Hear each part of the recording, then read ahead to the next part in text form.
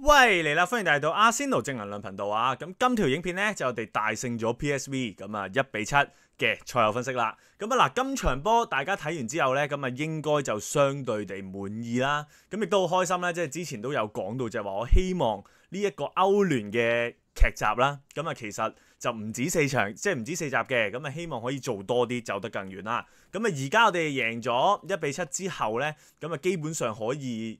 我都夠膽講呢，我哋可以拍到8集噶啦。咁啊，睇下究竟對皇馬定係馬體會啦。咁啊嗱，呢一場波我哋贏咗 PSV 1-7呢。咁啊，好多人都會討論一樣嘢，就係究竟係荷甲嘅水平太低啊，定係阿仙奴嘅球員勁呢 OK。咁啊嗱，anyway 啦，我覺得我哋呢，即係唔好講話係人哋快定係點樣。咁但係我哋絕對需要呢一場嘅大勝。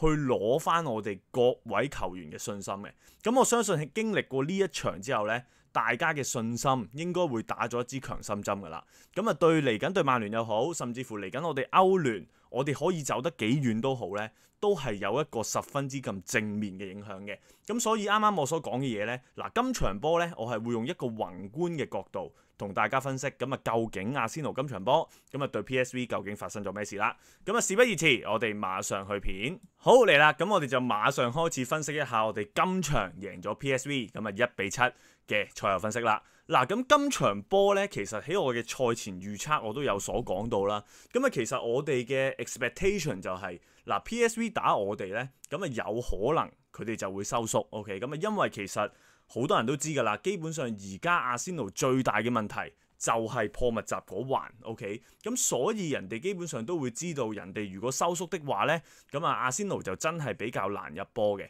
咁但係今場波呢，嗱，因為我自己真係有睇晒呢場波啦，4點幾起身，咁啊我自己睇呢場波嘅時候呢，其實 PSV 嗰個戰術呢係錯咗嘅，OK，咁我當然會知道有啲人。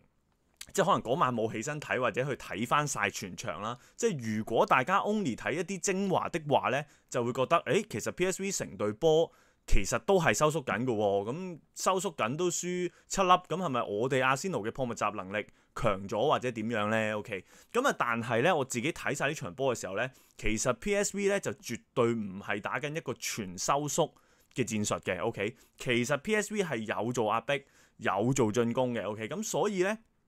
好多時都係我哋 hold 翻去 PSV 嘅後場嘅時候呢，佢哋班人呢就叫做走翻落嚟，叫做對翻啲位嘅啫。咁所以其實 PSV 呢就絕對唔係打緊一個全收縮嘅戰術嘅。OK，咁呢一個亦都係解釋到點解我哋今場波會能夠大勝嘅其中之一個原因。OK，咁啊，我覺得自己有2點啦，因為我今場就會從一個比較 big picture 嘅角度去帶大家去睇呢場波啦。咁啊，啱啱第一個觀點就係其實 PSV 個取態咧係錯咗嘅，因為其實佢哋都有做壓迫，有做快攻。因為其實 PSV 最勁嗰家波咧，其實就係佢哋嘅反擊速度。OK，咁啊，其實佢哋前面嘅球員咧就真心嗰個嘅能力，我覺得係唔差嘅。即係例如呢個十號仔啦，其實都快嘅。OK，甚至乎有潘連石。咁佢哋嘅支點亦都有迪莊。咁其實係唔差嘅球員嚟嘅。咁啊。幾樣嘢啦，就係因為其實 PSV 自己喺荷甲，咁啊佢哋排第2咧，其實佢哋好老實，佢哋唔算太識踢收縮呢家波嘅。OK，咁其實佢哋喺荷甲都係要猜傳，都係要可能係破人哋密集，甚至乎要靠佢哋前面嘅一啲嘅把握力去食糊啦。咁所以佢哋今場波打阿仙奴嘅時候咧，其實佢哋嘅取態咧都係偏進攻性嘅。其實佢哋係想咁做嘅。OK，咁啊。但係當佢哋要防守嘅時候呢，其實佢哋成班波縮翻去後邊呢，其實你見到樣嘢，其實佢哋唔係好識踢收縮呢家波嘅。OK，其實我哋睇咁多場，例如阿仙奴打一啲叫做例如韋斯咸啊，例如我哋之前甚至乎打李城啊，嗰一啲嘅收縮呢，即係英超級別嘅收縮呢，其實佢哋唔會踢到 PSV 咁樣踢嘅。OK，因為嗱 PSV 嘅所謂收縮啦，其實佢哋唔叫收縮，佢哋係成班波褪咗落去啫。咁好多時佢哋喺下邊，即係佢哋喺自己嘅後半場啦，佢哋係唔識得去逼翻我哋啲球員嘅。即係例如我哋好多時喺禁區頂呢，其實都係好輕鬆嘅。即係佢哋嘅所謂收縮呢，就係成班球員褪後咗啫。Only OK，咁啊純粹係對住你啲位，行住你啲位，而冇對我哋嘅球員呢做太多有威脅嘅侵略性嘅。咁啊呢一個就係解釋到點解呢一場我哋會踢得咁輕鬆，我哋能夠大炒到嘅其中一個原因啦。OK， 即係佢哋對住你啲波，即係甚至乎佢哋所謂嘅收縮嘅時候呢，係純粹遮線嘅啫，遮住啲位又唔會點樣埋你嘅，即係喺呢啲即係呢一啲嘅區域啦。咁所以你見好多時奧隊啊、Party 啊，甚至乎懷斯啊，咁你中場嘅時候呢，攞波呢，相對上都係舒服嘅。OK，咁啊當然都要讚一讚我哋球隊嘅。咁啊今場波喺呢一個環境底下呢，其實我哋係做到我哋賽前所講。咁其實呢個應該都係阿迪達落咗 order 嘅嘢啦，就係我哋今場呢，其實就唔算特別進取嘅。咁啊我哋都算打得穩陣，我哋喺中間呢，係絕對有控制到節奏，去慢慢踢，有耐性去破密集嘅。咁但係你問其實阿仙奴今場波呢，有冇一個叫做好特約或者好飛躍性嘅進步呢？其實我覺得就冇太特別。其實同之前以往呢，其實我哋都係咁打噶啦，即係我哋要做翻控球在腳。咁我哋今場波就相對上可能我哋見到球員冇壓得咁前啦。OK， 即係冇壓晒上去。要去做入波嗰一個感覺啦。咁下半場有嘅，咁啊因為下半場已經拉開咗紀錄啦。即係我講一開始嘅時候，咁啊部署整體呢，我覺得都係好嘅。咁啊而且我哋係做到一啲叫做組織啦，即係喺我哋呢一班波，即係當然就譬如冇沙仔、冇馬天尼尼咧，即係用翻可能阿旺、美連奴甚至乎托沙呢。咁你見到我哋去破密集嘅時候呢，其實即係一開波，即係我哋未打開紀錄嘅時候呢，咁有啲位呢，其實都唔係太做到嘅。咁啊，例如嗱，美連奴喺前面叫做停到波啦，咁但係可能有時我哋要打入去嘅時候，真係要做少少破密集組織嘅時候呢，咁一開始都未係太做到嘅。OK，咁啊，直至到咁可能就係我哋嘅第一球啦，咁啊就係托沙喺左手邊，咁啊斬個靚波，咁就俾阿天巴頂入咗。OK，咁啊而我覺得 PSV 最大嘅問題呢，就係其實佢防守我哋左右邊呢，其實係防守到嘅，即係其實我哋球員都唔係話咁易可以一下插落去底線傳中咁樣就產生到啲必入球。咁但係有個問題就係我哋嘅中場球員喺中間插入呢 PSV 呢就完全擋唔到。嗱呢一個就係唔知咩問題啦，即係佢哋係防守得唔好啊定點樣？嗱喺左右邊其實我覺得真係要可能要爆底啊入去啊，譬如馬來西亞咁，其實都封到阿旺啲波嘅。咁但係如果我哋要喺中間插入呢，其實就好空嘅，即係冇人理我哋嘅喺啲禁區頂嗰啲位。咁啊，所以其實我哋呢7球波啦，咁啊嗱第一球講咗啦，咁而第二球呢，我就覺得係個含金量最高噶啦。咁啊就係 Skilly 喺左邊。中間呢啲位啦，咁啊插入，咁就可以好輕鬆咁傳中底線傳中，咁啊呢啲真係我哋做到嘅破密集組織啦。咁啊阿旺就做咗一球好靚嘅射波啦。OK，咁啊除咗呢球之外咧，嗱其實有幾點咧，其實PSV 我覺得今場咧佢哋都比較低級數。咁第一樣嘢就係佢哋嘅龍門啦。OK，咁啊就係奧隊入嗰兩球。咁啊嗱奧隊入第一球就絕對係我哋首先射波啦。咁啊之後個龍門撲翻出嚟咧，其實佢嘅手法嗰樣嘢咧都係比較差嘅。咁啊奧隊執咗雞啦。而奧隊入嘅第二球咧，其實奧隊都射得好正中間嘅。咁但係一射落去嘅時候咧，佢就直接將個波拍咗入龍門啦。